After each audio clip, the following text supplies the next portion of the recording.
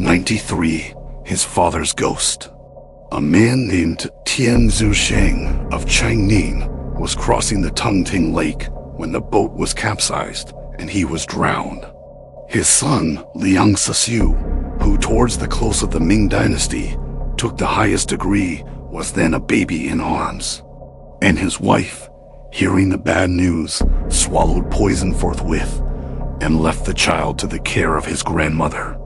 When Liang Sisiu grew up, he was appointed magistrate in Hupei, where he remained about a year. He was then transferred to Hunan on military service. But on reaching the Tungting Lake, his feelings overpowered him, and he returned to plead inability as an excuse for not taking up his post. Accordingly, he was degraded to the rank of assistant magistrate, which he at first declined, but was finally compelled to accept, and thenceforward gave himself up to roaming about on the lakes and streams of the surrounding country without paying much attention to his official duties. One night, he had anchored his boat alongside the bank of a river, when suddenly the cadence of a sweetly played flageolet broke upon his ear. So he strolled along by the light of the moon in the direction of the music until, after a few minutes walking, he reached a cottage standing by itself with a few citron trees around it and brilliantly lighted inside. Approaching a window, he peeped in and saw 3 persons sitting at a table engaged in drinking. In the place of honor was a graduate of about 30 years of age. An old man played the host, and at the side sat a much younger man playing on the flageolet. When he had finished, the old man clapped his hands in admiration, but the graduate turned away with a sigh, as if he had not heard a note. "Come now, Mr. Liu," cried the old man, addressing the latter. "Kindly favor us with one of your songs, which I know must be worth hearing." The graduate then began to sing as follows. "Over the river the wind blows cold on lonely knee. Each flower it trampled underfoot, all verdure gone. At home 1,000 li away I cannot be. So towards the bridge my spirit nightly wanders on." The above was given in such melancholy tones that the old man smiled and said, "Mr. Liu, these must be experiences of your own," and immediately filling a goblet added, "I can do nothing like that. But if you will let me, I will give you a song to help us on with our wine."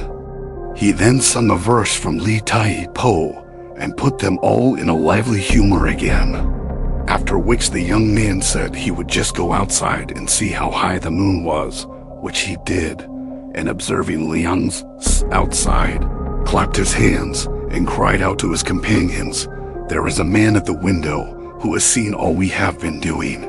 He then led Ling's East in, whereupon the other 2 rose and begged him to be seated and to join them in their wine. The wine, however, was cold, and he therefore declined. But the young man at once perceived his reason and proceeded to warm some for him. Liang Sisiu now ordered his servant to go and buy some more, but this his host would not permit him to do. They next inquired Liang Sisiu's name and whence he came, and then the old man said, "Why then, you are the father and mother of the district in which I live. My name is River. I am an old resident here. This young man is a Mr. Tu of Kiangsi. And this gentleman," added he, pointing to the graduate, "is Mr. Russian, a fellow provincial of yours." Mr. Russian looked at Liang Sisiu in rather a contemptuous way and without taking much notice of him.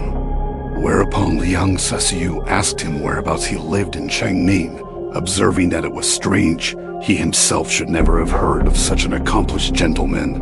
"Alas," replied Russian, "it is many a long day since I left my home, and I know nothing even of my own family." "Alas, indeed." These words were uttered in so mournful a tone of voice that the old man broke in with, Come now. Talking like this, instead of drinking when we're all so jolly together. This will never do." He then drained a bumper himself and said, "I propose a game of forfeits. We'll throw with 3 dice. and whoever throws so that the spots on one die equal those on the other two shall give us a verse with a corresponding classical allusion in it. He then threw himself and turned up an ace, a 2, and a 3, whereupon he sang the following lines. An ace and a deuce on one side, just equal a 3 on the other. For Fan, a chicken was boiled, though 3 years had passed, by Chang's mother. Thus friends loved to meet. Then the young musician threw and turned up 2 2s and a 4, whereupon he exclaimed, "Don't laugh at the feeble illusion of an unlearned fellow like me. 2 deuces are equal to a 4. 4 men united their valor in the old city.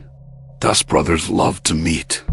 Mr. Russian followed with 2 aces and a 2 and recited these lines. 2 aces are equal to a 2. Lu Xiang stretched out his 2 arms and embraced his father. Thus father and son loved to meet. Liang then threw and turned up the same as Mr. Russian, whereupon he said, 2 aces are equal to a 2. Mao Yung regaled Lin Sung with 2 baskets. Thus host and guest loved to meet. When the party was over, Liang Cixu rose to go, but Mr. Russian said, "Dear me, why are you in such a hurry? We haven't had a moment to speak of the old place. Please stay. I was just going to ask you a few questions." So Liang Cixu sat down again, and Mr. Russian proceeded. "I had an old friend," said he, "who was drowned in the Tongting Lake. He bore the same name as yourself." "Was he a relative?" "He was my father," replied Lang Cixu. "How did you know him?" "We were friends as boys together. And when he was drowned, I recovered and buried his body by the riverside." Liang Cixu here burst into tears and thanked Mr. Russian very warmly, begging him to point out his father's grave. "Come again tomorrow," said Mr. Russian, "and I will show it to you. You could easily find it yourself. It is close by here and has 10 stalks of water rush growing on it." Liang Cixu now took his leave and went back to his boat, but he could not sleep for thinking of what Mr. Russian had told him. And at length, without waiting for the dawn, he set out to look for the grave. To his great astonishment, the house where he had spent the previous evening had disappeared. But hunting about in the direction indicated by Mr. Russian, he found a grave with 10 water rushes growing on it, precisely as Mr. Russian had described. It then flashed across him that Mr. Russian's name had a special meaning, and that he had been holding converse with none other than the disembodied spirit of his own father. And on inquiring of the people of the place, he learnt that 20 years before a benevolent old gentleman named Cao had been in the habit of collecting the bodies of persons found drowned and burying them in that spot. Liang then opened the grave and carried off his father's remains to his own home, where his grandmother, to whom he described Mr. Russian's appearance, confirmed the suspicion he himself had formed. It also turned out that the young musician was a cousin of his who had been drowned when 19 years of age. And then he recollected that the boy's father had subsequently gone to Qiangxi, and that his mother had died there and had been buried at the bamboo bridge to which Mr. Russian had alluded in his song. But he did not know who the old man was. Thanks for watching. Please like the video and subscribe to the channel for more excellent content.